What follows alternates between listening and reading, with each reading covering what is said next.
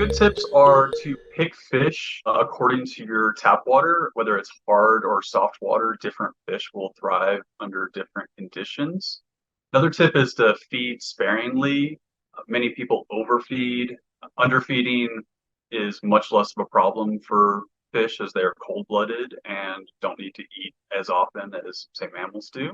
I like to change filter cartridges regularly. This keeps the water clear and clean and increases the time between major cleanings and water changes.